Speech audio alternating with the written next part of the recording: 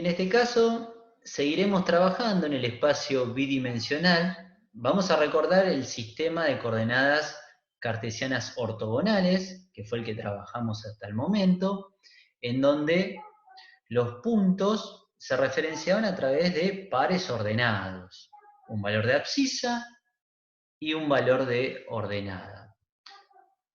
Como por ejemplo el punto P, cuya abscisa es X y cuya ordenada es Y.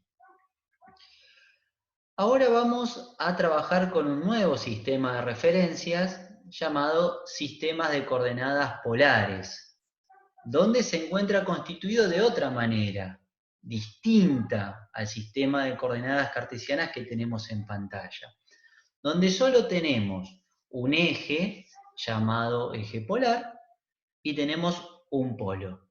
El eje polar, ahí lo hicimos coincidir en pantalla, con el eje de abscisas, con el eje horizontal. Y el polo lo hicimos coincidir con el origen de coordenadas. Y vamos a referenciar ese mismo punto P. Para poder referenciar a ese punto P, también necesitamos dos datos. Necesitamos un par. Bien, ese par va a estar constituido por una distancia y por un ángulo. Esa distancia a la cual hacemos referencia es la distancia que hay desde el polo hasta el punto en cuestión, en este caso hasta el punto P. Como figura en pantalla es la longitud de O a P. A esa distancia la vamos a llamar ρ. Debemos recordar que como es una distancia, su valor debe ser mayor o igual que 0. Y vamos a necesitar otro dato más, que es un ángulo. A ese ángulo lo vamos a llamar φ. Y es el ángulo que se forma entre el semieje positivo del eje polar y el radio vector OP. Ese ángulo lo medimos en sentido antihorario.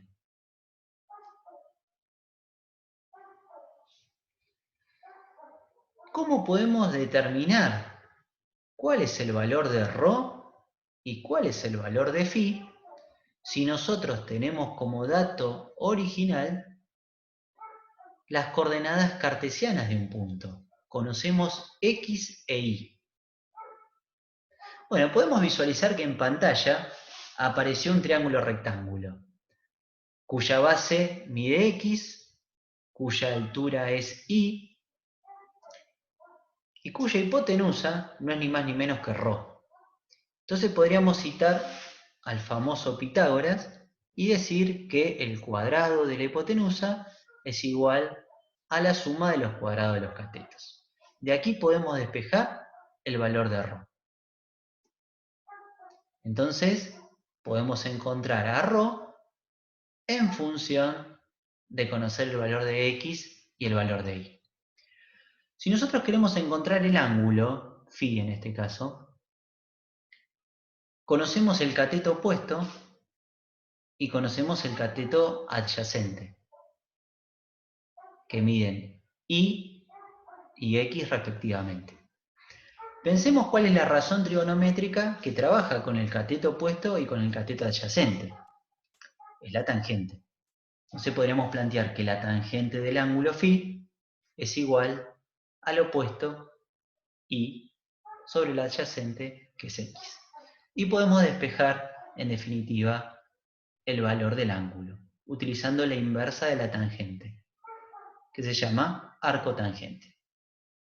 De esta manera, encontramos las dos estructuras que nos permiten pasar de coordenadas cartesianas ortogonales a las coordenadas polares, donde encontramos a ρ y encontramos a φ.